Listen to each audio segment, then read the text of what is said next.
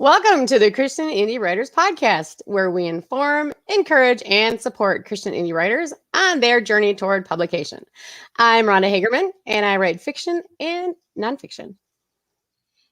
I'm Jennifer Carl Tong, and I write historical Christian romance. I'm Christina Catane, and I write in multiple genres, including Christian fantasy. I'm Jamie Hirschberger. I write short fiction under the pen name J.R. Nichols. Thank you, everyone, for tuning in. And for everyone listening live, thank you. And if you are watching us on iTunes or any of the other platforms where we make our audio available, please like and subscribe, YouTubers. If you like what you hear today, there's more of it to come every single Friday morning at 10 a.m. You can also go to our website and subscribe to our newsletter, which I highly recommend because there's a lot of great stuff in that these days. And that'll also ensure that you never miss a single episode of the Christian Indie Writers Podcast. So we like to start each episode with a segment we call What's Up? This is where we check in with each other and see where we are in our writing and our personal lives. So, Jamie, you look primed to talk to us. So what's up? Okay, this is like so unbelievable to me that it is even hard to talk about. But my book is at the editor. Yay! No more Congratulations. fixing, no more, unless there's major brokenness that comes back to me, it's good enough. Congratulations. Good job, you. Jamie. For those of you who are new to the podcast or haven't really been paying much attention, I started writing this book when I was moving houses like 3 or more years ago and put it away, and then brought it back out when I decided I wanted to publish a novel. This is the one of my editable works that I thought would make the best marketable book. And so I chose it for that reason and determined that I would set a goal to have the book done by January 1st. And then when I did not meet that goal, it was world ending for me. And I was like so upset about it. It was really a personal crisis because I do not like to miss deadlines. I like to honor my promises to myself. And it really got me on a path of exploring perfectionism, especially as a Christian. You have to have mercy, and we'll talk about kindness with ourselves today. But when I missed that deadline, and it was such a big deal to me, it just really showed me that I had a lot of work to do. And so I set a deadline again for June 20th to finish because I was like still committed to this idea of it was just want to. If I just want to bad enough, I'll do it. And then I had to struggle with what's the difference between work and art. And I just had a really big journey to go on to get to where I am, which is it was all God's timing. I could not have finished before I finished. And it's very strange that the culmination of writing this book is coinciding with some other stuff that's going on in my personal life. Thanks, everyone, for covering me when I missed last week. And it's just been a really intense process. Well, also, I did show up every day. Even though I missed my deadlines, I did not give up. And I would like to celebrate the perseverance that I displayed because usually if I fail, which to me, blowing a deadline is failing, I'm inclined to just give up and say, I guess that's just something I don't want.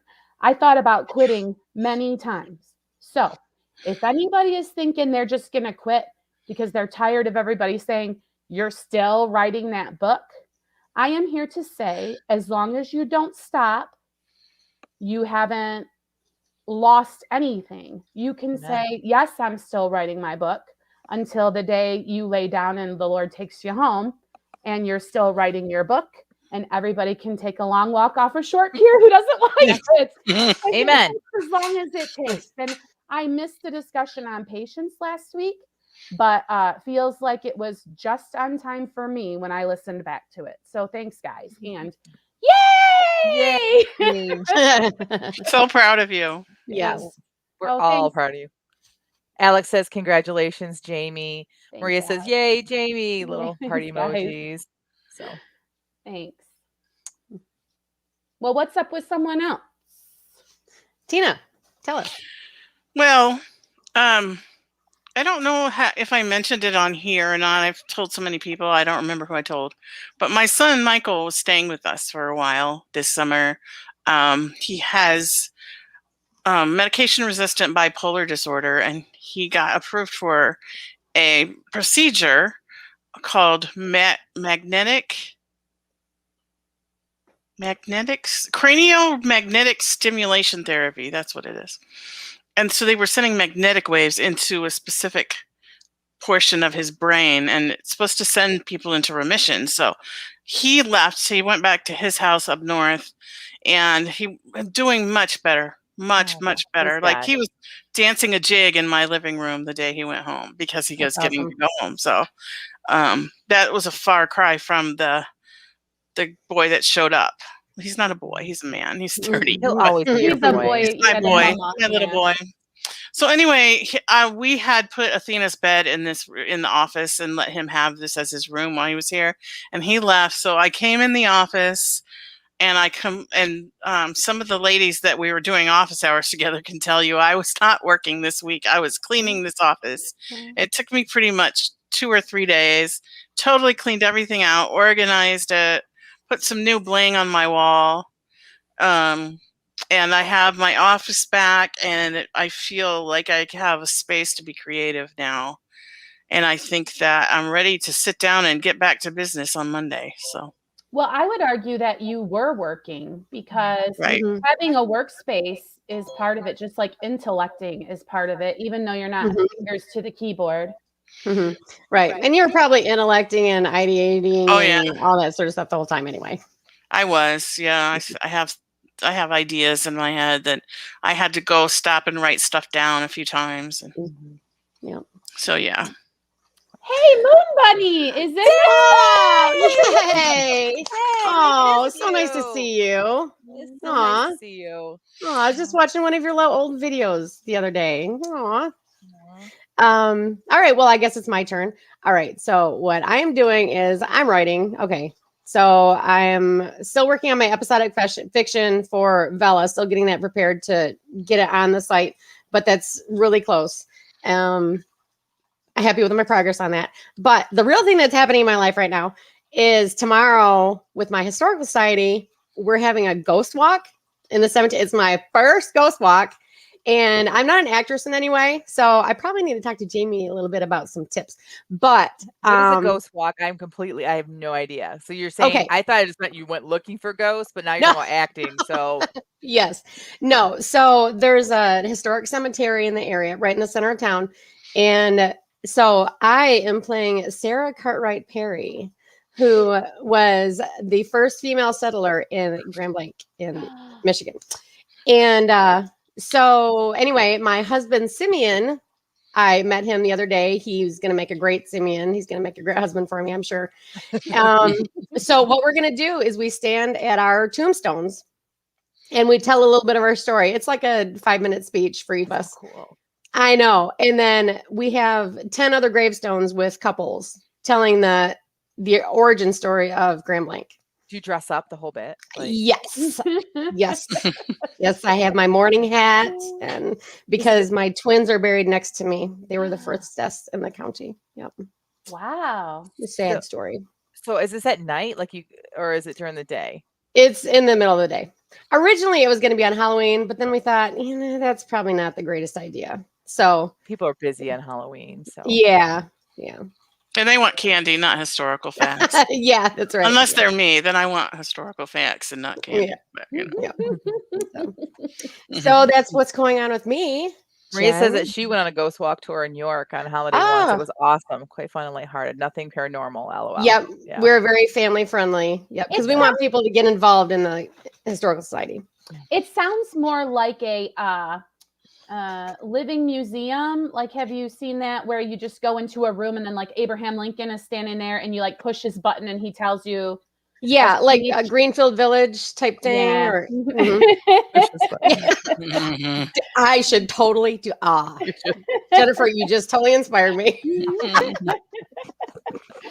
Alex, like, have fun being a ghost, Rhonda. Thank you. Ghosts have a lot of freedom. All right, we have a lot going on in chat, so I'm gonna try to catch Fun. it all. I apologize to anybody that we're missing.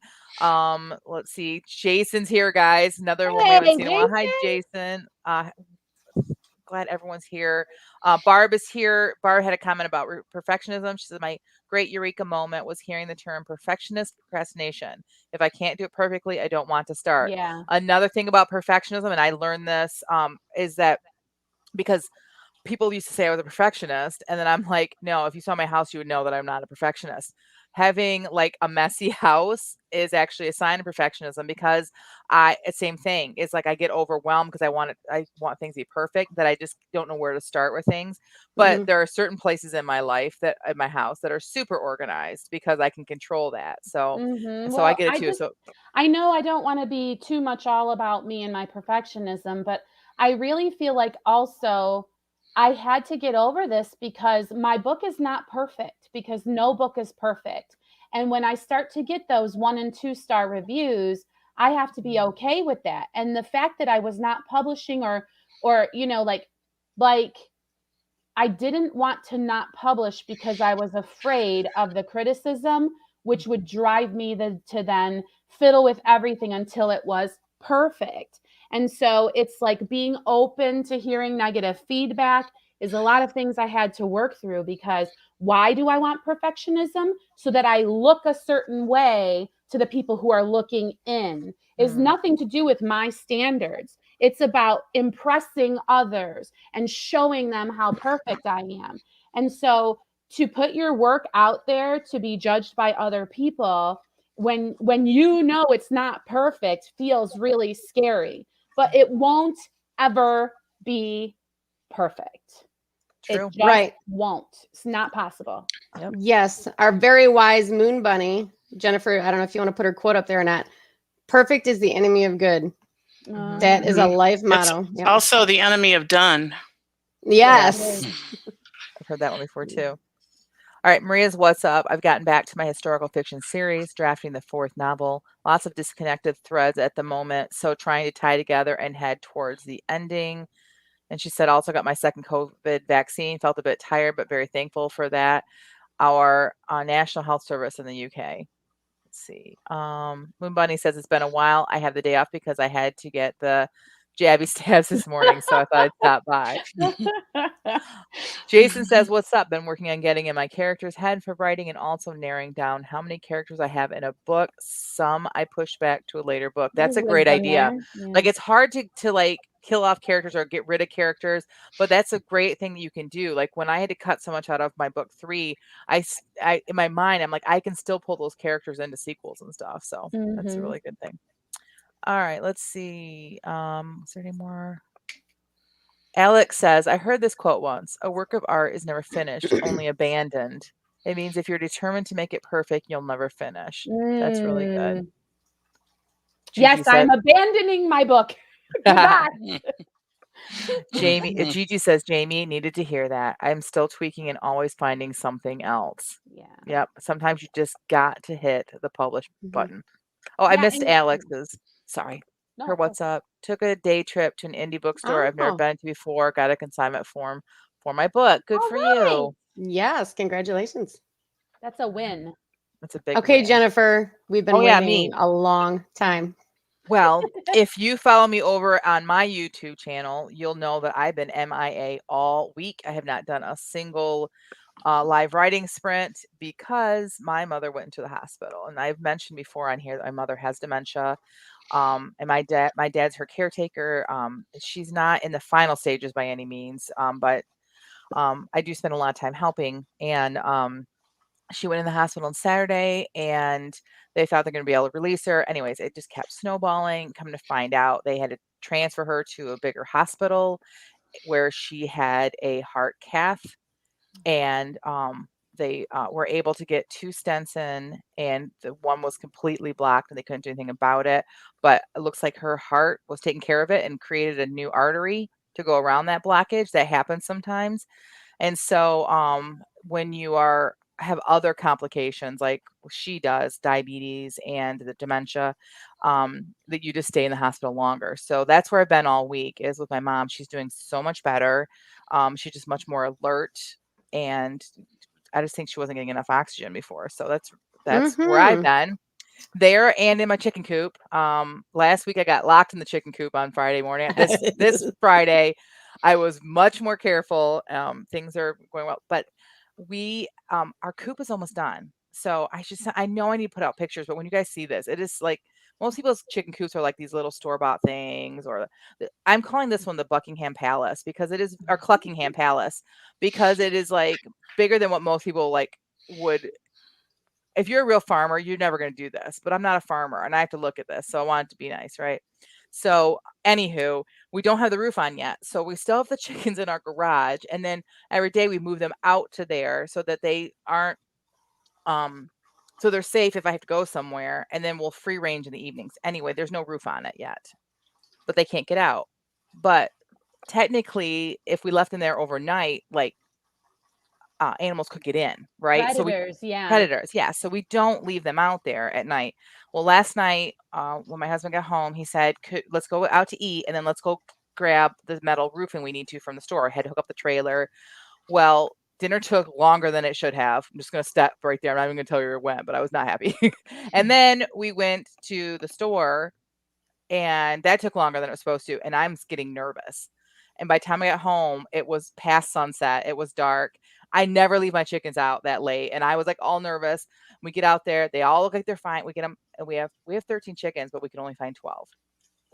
And no. I am like, my girls were like, "Oh, I'm sure. Let's go look in the bush." Like it's not even hitting them yet. And inside, I'm like, "Oh my gosh, oh my gosh," because how am I going to tell my littlest ones, right? How am I going to tell them? And we looked everywhere and we couldn't find it. And I just knew something had gotten it, right? Because when we got there, all the chickens were huddled in one place, like they were scared. And I was like, oh no. And my middle daughter said, well, I wonder if it could be under the barn. So like underneath the coop part, we don't have it blocked completely, but it's only like this much space, right? Sure enough, that's where she was. She got herself wedged under there and couldn't get herself out. So I think something did scare them. It could have been the neighbor dog. I don't know. But my husband got a little stick in there and got her out, and everything was fine. And so, what a cliffhanger. Yeah. Jen, yes. You need to pick your most gullible child and tell them this is practice for the tiny house you're going to build for them to live in forever when they're an adult. And have them be like worried about that. That would be fun. Okay, Jen, can I clarify something? Yes. Okay, so last week I remember that you got locked into your chicken coop, but I didn't know it didn't have a roof on it. So that kind of changes things for me. Well, I could have crawled. All right, listen. The chicken coop is over 9 feet in the center. Okay. This is what I'm saying, Cluckingham Palace. Like, it's not like a little chicken coop where I could have just like stepped out of it. No. So tell your kid that is her tiny house that she's going to move. It is a tiny house. They would be okay with that. Like, She's got to live with the chickens. My middle daughter's like, she wants her own room in the worst way. And I'm like, we would have to build an addition. Otherwise you're with your sister, like until the end of time. And she would totally move out to the barn or to the chicken coop for sure. So, all right, let's hit up the chat one more time before we get into our topic. Moon Bunny says, I think it was Picasso, but it might have been Dali. When asked by a student, how do you know when a work is done? He replied, when I feel I can't do any more to it, I know I've ruined it. Okay, I gotta say, my book probably could have used another 20,000 words, but I'm just not doing it. Know what I mean? Good for you. Good. Mm-hmm. Because we say this all the time on the podcast, and we all know this. The more you write, the better you get. 5 books from now, 10 books from now, you're going to look back and you could cringe at it, or you could say, that's how I got started. Mm-hmm. That's what I do. I look back and I'm like, that's how I got started. Mm-hmm. Because book 3 is not perfect. Because it was my first book, but it's out there, and that's how I got started. And if it wasn't for book 3, I wouldn't be sitting here right now. So I'm proud of it, and I'm proud of it, and that's how everyone should look at it. So, thank you everyone for all the prayers. I really appreciate that. Alex and Maria, everyone giving me hugs. I really appreciate that, guys. Maria says Cluckingham Palace. Mhm. I know. I want to like. Yes, get our some- Brit is very, very much a fan. Yeah. Mhm. BB says, Jen, speaking from experience, please get oral history from your mom while you can. Even if memories are clouded, you will treasure visiting the videos and audio later on. I know, and we have been talking a lot recently. It happened so fast. Like we knew she had it, and then it maintained for a long time, and then all of a sudden it's been like this big drop. And so she gets really confused about, like, normally with the type that she has, it's the short-term memory that she can't remember, and the long term is really clear. But her long term is getting like, she tells some stories that I know happened to me as a little girl. It wasn't her, but she remembers it as her. So then she tells my kids, and so we just listen, and and I am trying to piece things together. Mhm. My mom always wanted to write a story about a book about growing up in the parsonage, and I wish she had. But for those of you outside the United States, that's what we call the home that the pastors, the ministers stay in, is a parsonage. So, anywho, I think they call it a vicarage in England. I think so. Yeah. All right. Okay, are we ready for our topic then? I don't know. Are Yes. we? Okay, well, today's topic is living the writer's life. Love is kind. Being kind is not the same as being nice. Let's talk about Mm. that. I'm so Ooh. glad, because I'm not nice. So it's good to know that I can be kind, but I'm not nice. Yeah. Mhm. Yeah. hmm So who All wants to take the first swing at this? Well, okay. go ahead, Rhonda. Well, I was just gonna say, so I'm an introvert. Most writers I know are introverts. So I heard a very wise person say the other day, "Is niceness the costume to endure people?" Mm. Yeah, because as an introvert and as a writer, I think I'm painting with broad strokes. So if this is not true about you, send all hate mail to me only and not the podcast. But Yes, I please. feel like we are all sensitive. Artists in general see the world and the realities of the things that aren't always sunny and bright and great. And we see how people treat each other. And we don't really want any part of kind of that.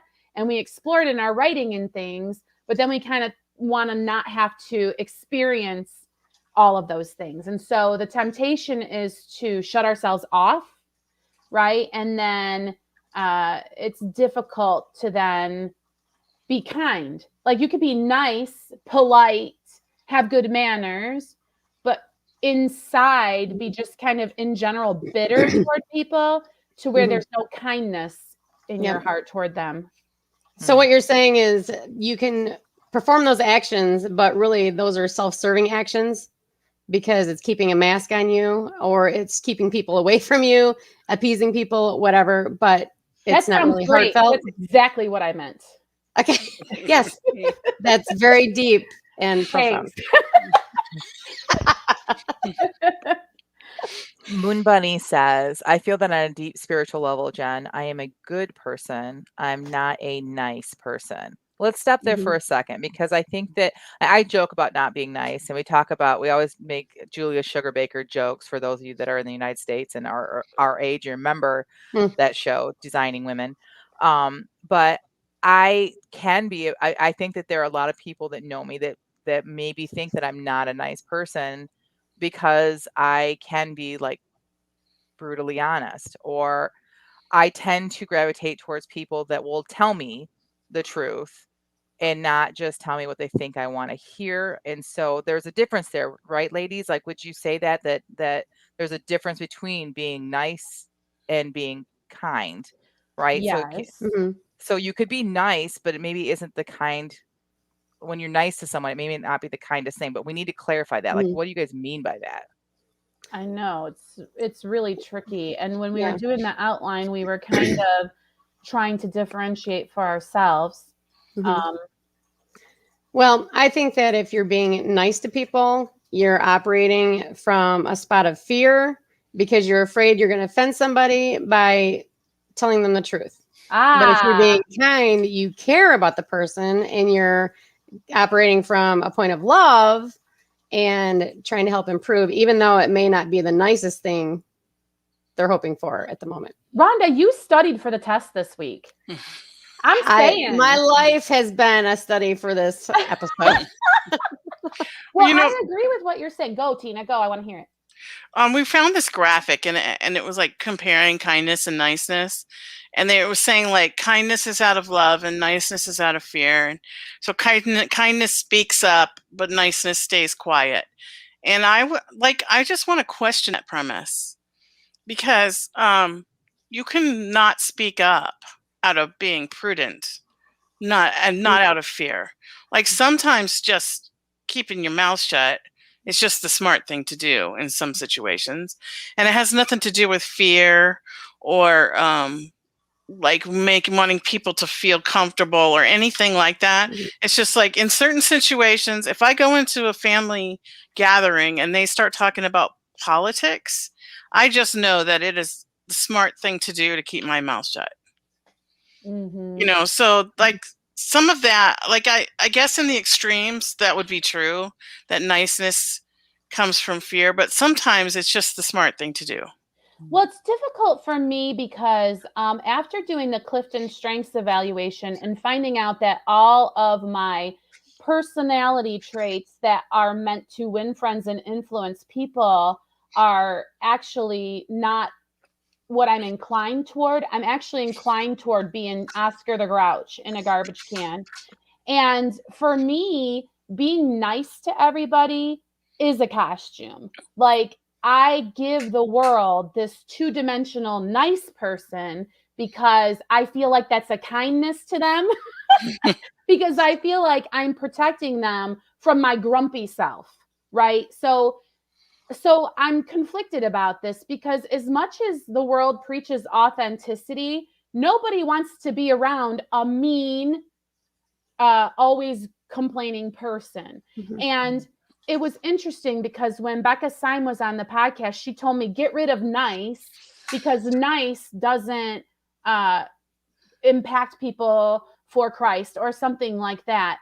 And there's a balance between not speaking up when you see an injustice and not speaking up when you have a need, and not speaking up because, well, do you really need to tell Sally that her shirt and her pants don't match?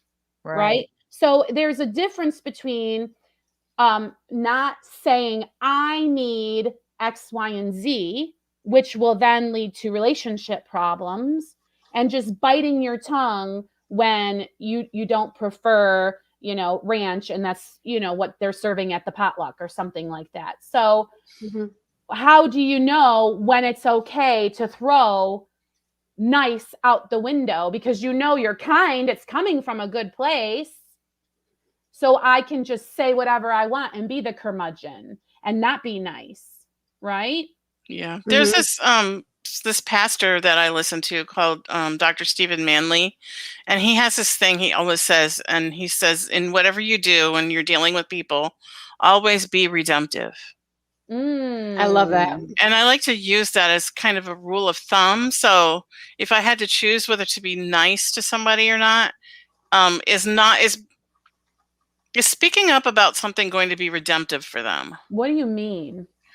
So telling Sally that her clothes don't match is how is that going to be redemptive for her life?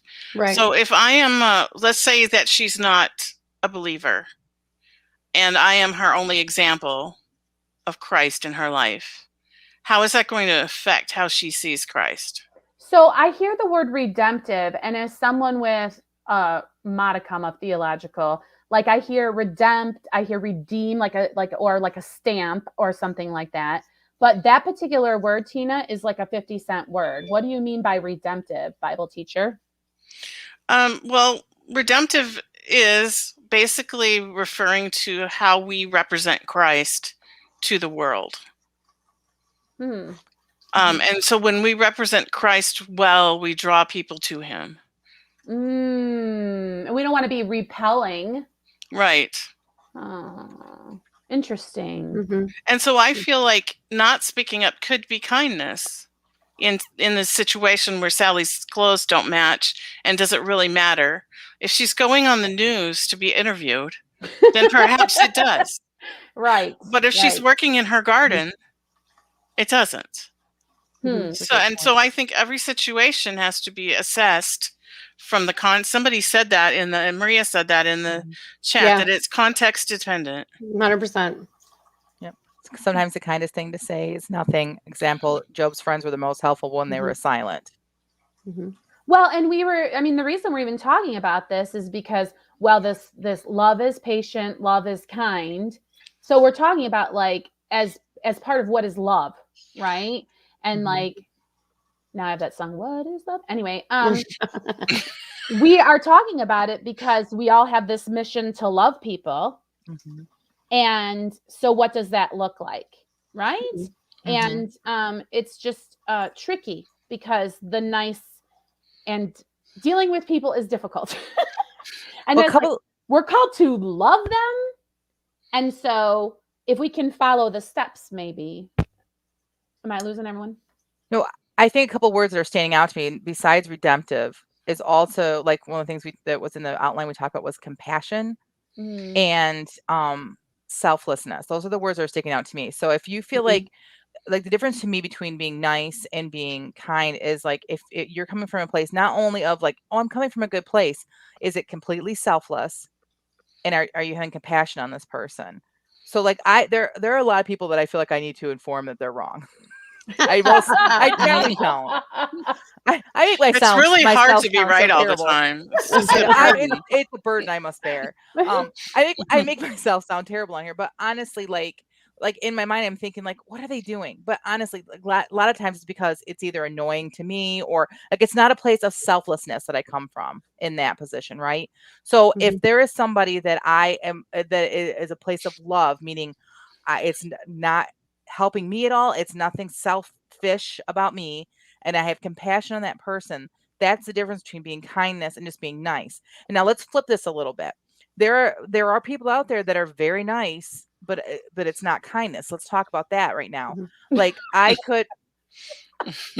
Are you interrupting me? Or I'm just saying that's me. She relates. So like, if there's someone in your life that is always patting you on the back, it's always blowing smoke up your up your back. Somebody that's always, but they're not like doing it for you. They're doing it so that they always are the good person. They're always the one that like comes out smelling like roses.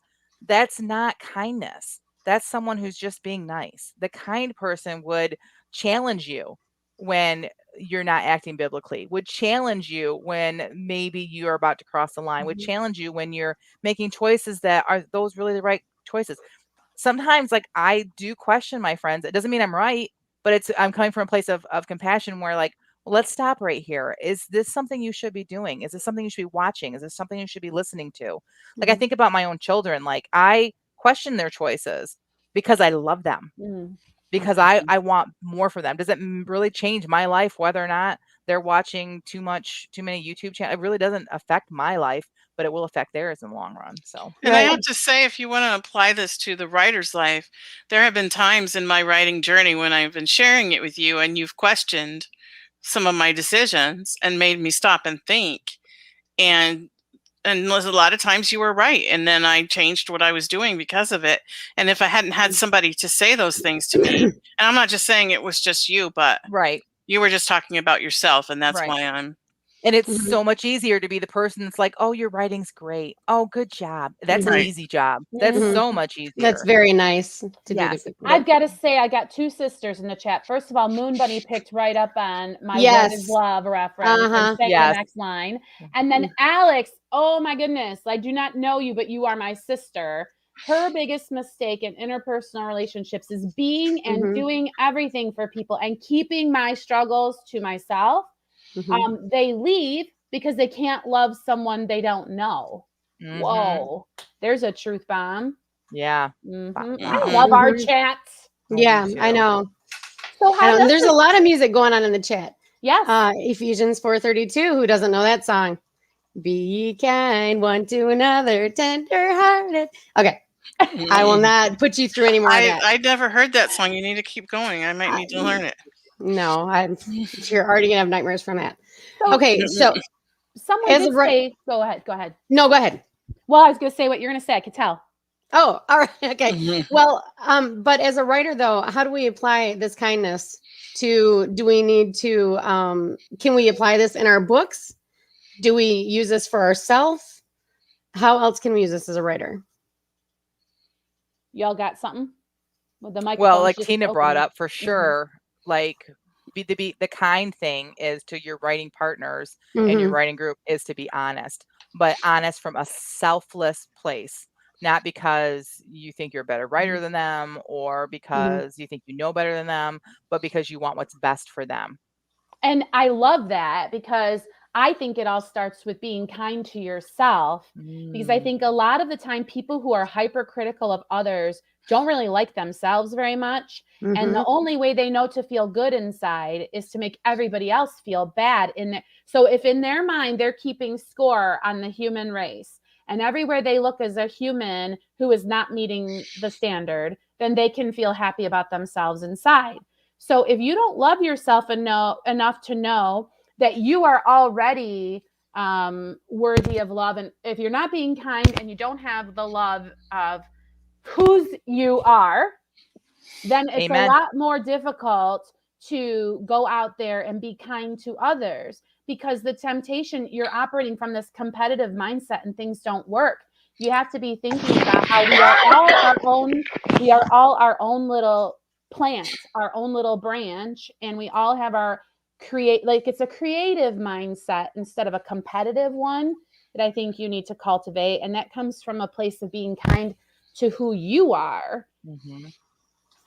That kind of leads into the saying, we're our own worst critics.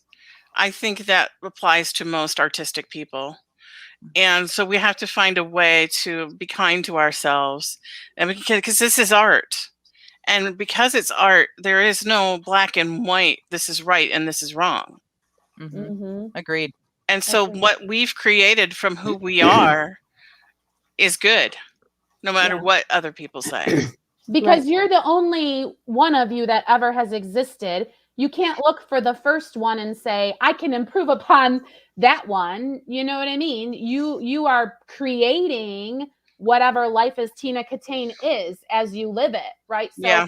you can be your own biggest cheerleader if you look at it that way. Look at how great I'm growing. I mean, think about your little granddaughter. I'm getting so big. Like when we were small, we just appreciated, I can run, I can jump.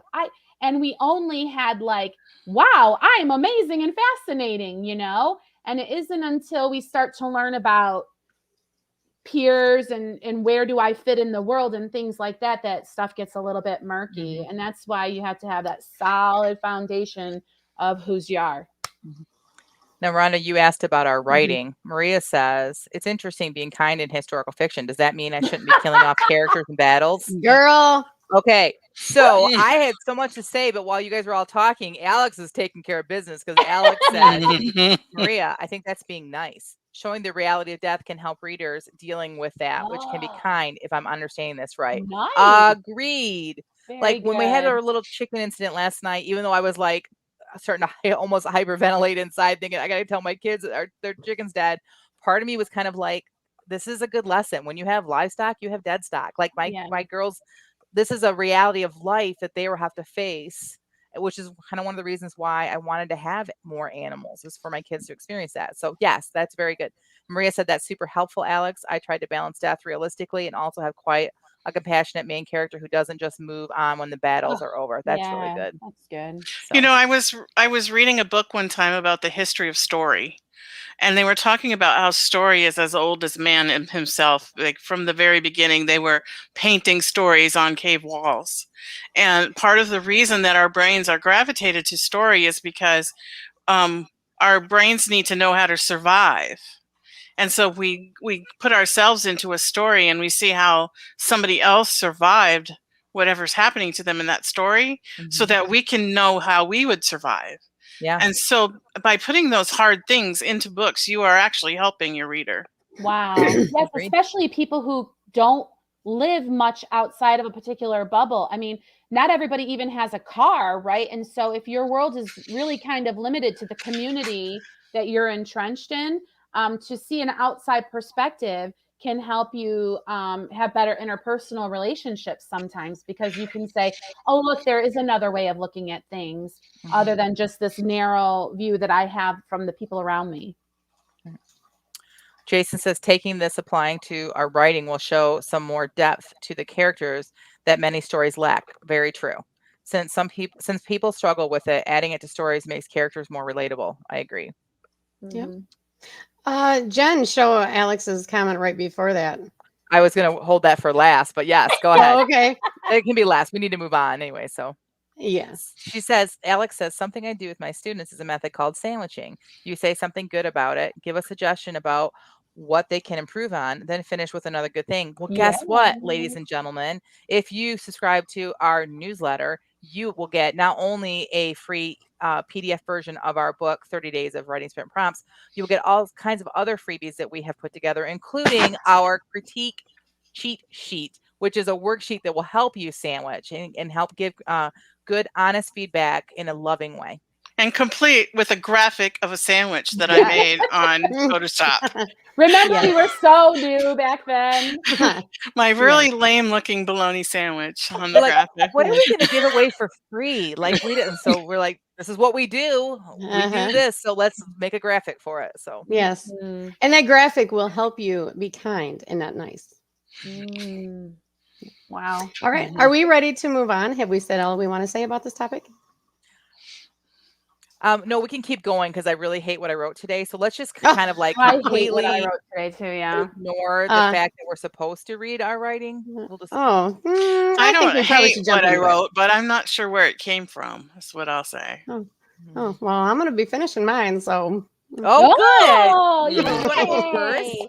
You should maybe go first. Marie wants to know if we're giving away actual sandwiches. yes, we will hop right on over.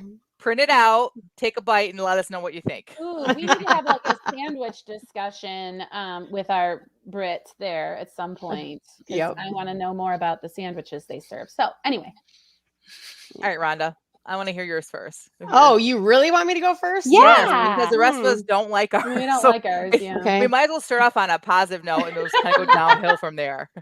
Okay, here is my 146 words. All right. Okay, so first week of the month, we had 5 words to go off of. So we used rust, brink, tray, progress, and yearn. I think I used all but one. All right. Awesome. The progress had been slow, but now it was at a complete halt. Although the speed these men had been working was consistent, it was maddening for Phyllis, who yearned for the day when she could lay in her hammock at the brink of the water and read all day long. Backup beepers and diesel engines will be a thing of the past. All the important decisions had been made, so all that was left for Phyllis to do was exercise patience. Soon there would be no more laborers tromping through what was left of her garden, no more of her favorite pieces of wood carelessly thrown on the fire, no more fighting to see her vision of paradise become a reality, no more. The next thought created a lump in her throat. No more Kenny. Hence the work stoppage. Phyllis.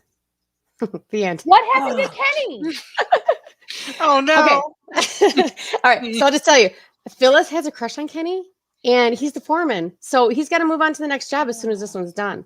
So she has created a whole new 3 months of work for him. Yay! You could do this on Bella as you finish, Rhonda. Oh, yeah. And then maybe this people could be another saying one. they like it will make you do more. So like if you publish this one Uh-huh. and people are spending their tokens on, it might propel you to like want to write more installments. You know what I mean? I think I will do that. Yes. Great idea. I'm going to do that. All right. Thank you. Okay. Who's next? Tina. Tina, what's next? Okay. I managed to fit all the words in the first sentence. Wow. And so that. and then it was downhill from there. So here Before we go on, Shell says that was good, Rhonda. It was Aw. great, Rhonda. Oh, yes, thanks. I And loved it felt it. like a lot more words than under 200. Oh, Agreed. good. Good. Yeah, I did. It felt really good. Like I can't wait for you to finish that. Like we move on. Sometimes our chat is slow, So like we move on sometimes too fast and then we don't get to. So I'm sure that everyone's like saying good things. So I'm sure. I'm sure. oh, They're one all more. being Here we very go. kind. Alex says, I love that Rhonda. It gives me Princess Bride vibes. Yeah. As You know wish. what? I think I might have been channeling that actually. You're right. Nice That's all. catch. All right. Didn't mean to cut you off, Tina. Sorry. Totally fine.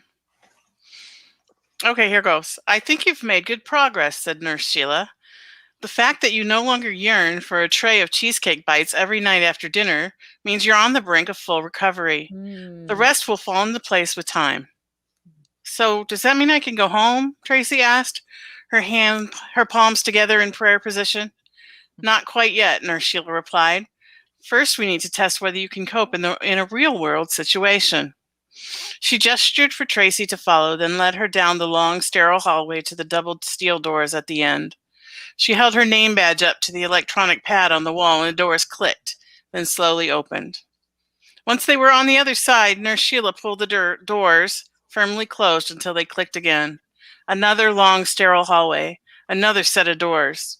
Only this time, the hallway was carpeted, and the walls were papered in gray and mauve pinstripes.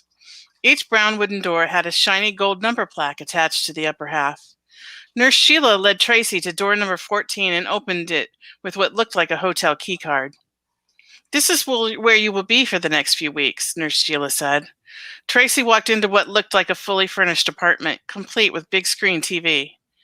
You will be preparing all your own meals, Nurse Sheila said. The kitchen is fully stocked. There's a grocery store at the end of the hall if you need anything. Tracy ran her fingers over the smooth top of the dining table. It reminded her of tables in an old-fashioned diner, complete with silver trim. The chairs brought back memories of going to get ice cream with her uncle as a kid and her bare legs sticking to the vinyl-covered seat pads. The thought of ice cream made her mouth water. Soft-serve vanilla with a hard chocolate shell on it. The shell would crunch under her teeth, and then the cold creaminess would hit her tongue. She smiled at Nurse Sheila, grateful she couldn't read her mind. After the tour was over, Nurse Sheila left Tracy alone with an encouraging smile. Now would be a good time to review your coping strategies, she said just before she closed the door. Tracy made a beeline for the kitchen, opened the freezer, and there at the front it sat, a half-gallon carton of French vanilla ice cream. Ooh. 3, 2, 1. Okay, I have to admit, in the very beginning, you kind of lost me at cheesecake bites for a second, but I was able to catch right back up. Okay. That was so full of description. Yes. Were you specifically working on description? No. Tina's an Okay. amazing descriptive writer. I felt like I was walking down that hallway and going through the doors. I just, Yeah. I'm not really sure. I wasn't sure where the doors were even going until I got there. I was just writing. How fun. Michelle That's fun agrees. when She that says happens. such rich description, Tina. Mm-hmm. Thanks. So as you're, and I don't know if you were trying to be dystopian with it or anything like that, but, or maybe I was just expecting that from you, but as you're reading it, it was very kind of like bright and airy and like, but there was still this underlying, like, why is she here? Why do I they caught have that too. her? Why can't she go? Like, and I kind of get that it was this whole, like, maybe it was like a adult version of fat camp kind of a thing is what I was getting from it.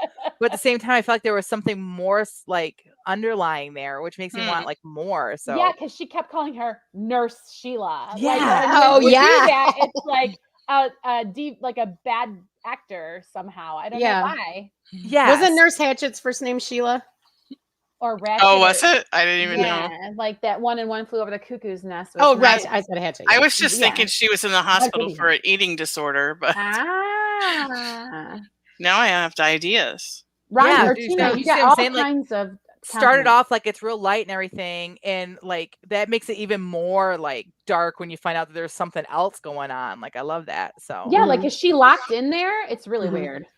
Like And the when fact that creepy it- movies have nurse like lullabies playing. yes. And the fact that like the kitchen table was like a classic metal rimmed 50s one also lends to the whole like something's not right here. You know what I mean? Like they're making it like this is such a utopia. You know, like like that was just, which I don't know if you meant that, but that really was well done. So Yeah. Yeah, I really didn't mean anything. I was just Oh, That's why I said I don't know where it came from. Like I just fit all those words into one sentence, and then I was like, okay, I can just write now. I don't have to think about the words anymore. that's hilarious. Cool. That's the best. Alex's comment, when you read that, I heard the ripping. Oh, she's talking Oh, about yeah. the vinyl and Yeah, when your legs stick. Yeah. Yeah. Yeah. that happened to me yesterday. Me too. Mhm. Not ice cream. It was a Mexican restaurant, but I always say to my girls, because my girls are tiny, right? Like whenever I'm always like pointing out, oh, my fat thighs are stuck, because they're just like, Mom.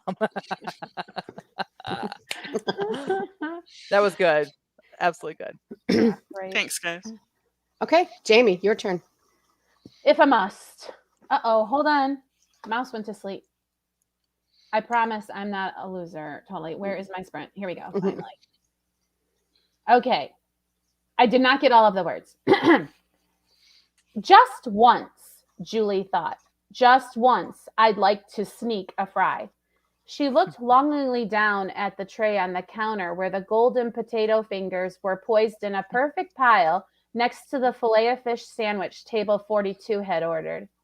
Here, Cookie said, shoving a bowl of chili at her through the pass-through window. That is all you need for now, right? Yeah, thanks. Julie added the bowl of chili to her tray and tried to remember which of the two girls at the table had ordered it. Neither had been keen on making eye contact with her. It was clear they were on some sort of bonding excursion with the order of the Filet-O-Fish sandwich. Their grandfather, Julie imagined, based on the age difference. She didn't want to make the mistake of putting the bowl of chili down in front of the one who had sneered in disgust at the mention of being ready to order. The problem was the two girls looked so much alike. Julie thought they must be twins. The similarities between them were so striking. To make matters worse, they had gotten up to use the restroom. One was sliding over to accommodate the other as each took a turn. Julie sighed, wishing she was more like her boyfriend, Oscar, who had an eye for detail. He probably would have remembered that it was the girl in the blue hoodie who had ordered the chili, for example, or would have been able to find some other way of attaching the dish to the person who wanted it. Julie stupidly relied only upon her notepad and the seating chart system she'd relied upon to keep her order straight. As she approached the table, she held her breath, wondering if she would magically remember which of the two drooping heads had ordered the meaty stew. Here we go, she said, as she slid the fish sandwich and fries in front of the elderly gentleman. This looks just fine, he said, clapping and rubbing his hands together with glee. Do you have malt vinegar? Yes, Julie said, and in a moment of inspiration, set the bowl of chili down just at the edge of the table between neither girl. Let me run and get that for you. Relieved, she crossed to the service station and then turned around to see the girls had pulled the bowl of chili between them and were sharing it. The end. That's awesome. That was so awesome. From the very beginning, when Potato fingers piled in a perfect posed in a perfect pile. Okay, sorry, Rhonda. I thought you were done. No, that's fine. Okay, show of hands. Who has ever been a waitress and did not remember who ordered what at the table? And you're just hoping for a clue. Thank you for making this whole story about that. That was so great. I loved it. I was gonna point that out too. I've never waited tables, and you writing this made me like understand completely like the anxiety of that and the frustration of that. So well done. I read or heard in my waitress training that a waitress is like up there as one of the top 5 most stressful jobs, right up there with surgeon, because so many people affect your income. Like the cook has to do a good job on the food, and all of the customers have to agree that you're a good egg, or your tip suffers, right? If you're an American waitress anyway. And it's very stressful because someone could just decide they don't like how you look and your income goes down, right? And so it's just, I'm appreciative that you guys get that. That's awesome. Right. Or they don't understand the whole purpose of a tip. Right. Or, yeah, there's so many things. And there's so many emotions related to food anyway. Yes. Food is very loaded. Thanks, guys. Jennifer. All right. These are words. That's what I said when I came out. I still feel that way about it. So, okay. Did we ever share the words? Did someone share them earlier? Okay, we did. All right. I just remember. Okay. I don't know about the rest of you, but I am on the brink of something amazing. Oh. Marnie sat her tray on the table and slid into the booth next to her coworker. Making progress with the spreadsheets? She asked. Deanne gave her a side look. Psh, I'm not talking about work. I'm talking about love. Oh, great, Marnie thought, wishing desperately that she'd packed her lunch today. Deanne was a bit of a drama queen when it came to love. She was always yearning for that beginning of the romance high you experience when you first meet someone, and she spent her social life bouncing from one relationship to another so quickly, Marnie tried not to look so as not to get motion sickness. I saw that look, Deanne said. What look? Marnie said innocently. That near but not quite eye roll, the look you think no one notices but that everyone can read as your give me a break look. I don't have a give me a break look, Marnie argued. Yes, you do, and you just gave it to me. But you wasted a perfectly good judgmental glance because I'm not talking about love for me. I'm talking about you. Me? Marnie nearly choked on the half dozen French fries she had just crammed into her mouth. She took a swig of half-melted chocolate shake. What are you talking about? I am not in the market for love. Or whatever nonsense you think is love, she thought. You're single, so you're fair game. Game? This isn't a game. I don't know. Mr. Boss seems to be willing participant in this game. You say you're not playing. 3, 2, 1. Why don't you like that? That's fun. And what is up with food today? I know. I was going to tell you, French fries. fries. I know. I'm hungry. That's so funny. Yeah, when you said French fries, I was like, oh, and you handle it way better than me. My character just was crammed them in your face. Yours are perfectly posed. I would have dipped them in the chocolate shake first. Yeah. Oh, yes. I thought I had heard the name Marnie before. Yep. So, yeah. So like she is a French fry crammer. So you handle the French fries just right. If I know Marnie, if I know Marnie, and I think I do, even though she's fictitious. See, I thought Marnie was a little bit more proper. Oh, but no, I guess not. Marnie, I don't know. I keep changing names. So I have those two characters. I've got the character that is the social media worker. I've got that Okay, one. this is not the one you were writing? So that's what I was working in. But I think Marnie is the other person. You remember, like, she went to a painting class and with her friend who brought the other friend she didn't like, and she was swigging it away. Like, I think that's Marnie. So I don't know. It's Sprint. Who knows? It's French fries. I'm hungry. So is Shell. She says, yeah, it must be lunchtime. Y'all make me hungry. All right. All right. Well, those are our sprints. And if anybody else used our words today, please post them on our Facebook page, or you can tag us in any social media that you want to put it in. We would love to read what you did with these same words that we used. Yeah. This is good feedback. Can I just share this real quick before we move on? Alex says, motion sickness. Love it. I also love the narrator seems to think her friend is a ditz, that the absolute Sherlockian way the friend analyzes her. Yes. Thank you. That's exactly what I was going for. So I appreciate that. And isn't that great that in that writing sprint, you prove to yourself that you're capable of, like, wow, ta-da, look at this thing I did. Just, typity type. And wow, it came out great. And so some of you in the chat might think, oh, writing sprints, if it's not going to advance my novel getting finished, why would I bother or waste my time? But, you could spend that same 20 minutes watching an episode of whatever show. And that also isn't really, that's intellect, whatever. But so this is a different way to just like have a win as a writer. First of all, you actually spend some time writing today is one thing. And you'll inevitably find something terrific in the piece, or you'll see an opportunity in the piece and recognize where you can improve. And so the sprints are terrific, you guys. If you guys are not a fan of writing sprints, you should maybe consider getting our book, 30 Days to Writing Sprint Prompts, and trying to get a writing habit going so that you can also improve. Agreed. All right. Good job, Jamie. Oh, thanks. Okay.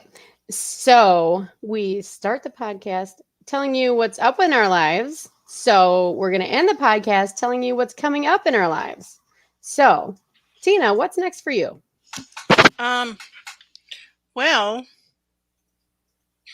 I am just going to get back to the grindstone, I guess, and do my 8 to 12 schedule of writing and editing. And I bought some chalkboard paint a while back, and I'm gonna paint my, like, I have this little desk, a lap desk when I'm out in the living room that I use for my computer, and I'm gonna spray paint it with chalkboard paint, and then I have chalkboard markers. They're the ones that they use like outside of little cafes when they do the menu on the chalkboard. So then I will have a creative vibe when I'm out in the living room too. Very nice. I That's love that my idea. plan. I love that idea. Make sure you use 3 coats of that chalk paint. And I also have stencils, butterfly stencils, so I can put Aw. butterflies on my, and dragonflies. I like dragonflies more than I like butterflies, but it's harder to find them. So Mhm. Mm. Yeah. Jennifer, what's up with you? Oh, you're muted, Jen. Because I coughed. Sorry. This coming week, my plan is to show myself some grace because it's been a very stressful week, but a lot of the stress I put on myself because I feel like I'm letting other people down. And Mm. so this coming week, my plan is to be live sprinting Monday, Tuesday, Wednesday, doing my work like I'm supposed to. However, I don't know what my mother and my father are going to need this week. On top of that, got a mess. My husband told me that his sister had messaged him and said that they were going to come to visit they live in Wisconsin. They're going to come to visit in the middle of August. And I just now realized that next week begins the middle of August. We don't know anything more than that. I don't know when they're coming. I don't know how that's going to affect because my husband will still be working. So anywho, my plan is I'm still editing book 4. I'm still moving forward with that, but I'm going to show myself grace because I don't know what this week is going to look like for me. So be kind to yourself. yes. Mm-hmm. Yeah. The chat, we got some what's next happening. Let's do those real quick before you guys move on. Alex says her what's next, finishing a summary for one of her books and then hopefully making some progress. That's awesome. Jason says, what's next? Goal to write 20,000 words this week. Ooh. Also working on writing a sermon for the 15th. Good specific goal there. Mm-hmm. Maria says, carrying on with my 4th historical fiction, got several options for where to go next. So trying to figure that out. Did some plotting last week and now a new different character showed up. Love that. Good app. Love it when that happens. So Mhm. all right. What about you, Rhonda? What's your next? What are you doing next? Well, immediately next, I am doing my ghost walk tomorrow. I'm so excited. I just cannot stop talking about it. I can't wait. It's going to be so much fun. Okay, so there's that. And then getting back to my Vella, I'm hoping to have it all done. Well, at least 2/3 of the way done by this time next week. Okay. And all ready to, hit publish when I can and all that. So, and also finishing my sprint from today. So that's coming next too. Awesome. Jamie? Okay, so now that the book is for sure going to happen, I have to think about like launch schedule and blurb and all of those kinds of things. And then I still have 10 to 12, which was work on this book. So for me, it's going to depend on what I decide over this weekend, because from 10 to 12, I think will still be that kind of work. I just have to pick a project from the pile of projects that I have to edit if I'm ever going to publish them and stick that into the 10 to 12 spot. I just not exactly sure which. There is one book that I wrote for Nano that could be in the same world as the book that I just finished. It wouldn't be I wouldn't tie them together officially, but it's the same. Okay, so the book that I currently wrote is about 100 years in the future, and this could be maybe 50 years in the future because of the way that so I could just make it where it is all, and it would give me a direction for the editing of this piece. And so I think that's what I'm going to do. But again, I have the weekend to really decide. But for certain, depending on my personal life and logistics, I want to resume 10 to 12, button chair, doing work on the book. And if it can't be next week, it will be ASAP. And the rest of the time will be determining which way forward. And in the time that I normally do website and all of that, I'm going to have to add in figuring out this book launch, which is scary, but also exciting because now I know that I can do it because I did do it. And now it's just how do I want to launch it out there to the world? Ooh, and if you guys want to keep up with when it is launched, and if you want to just read some other stuff that I wrote, you can go to writingshorts.net. You'll get my author newsletter there. I also send out a free short story every month, plus a bonus little short. So you'll get writing from me while you're waiting for the big novel to come out. Again, it's Writing Shorts, writing like writing with a pen, shorts like shorts you wear.net. Sign up for my newsletter. I have a goal to get to 600 newsletter subscribers. If y'all could help me do that, it would be great. Anybody that you know likes short fiction, send them over there too, if you don't mind. That's that. All right.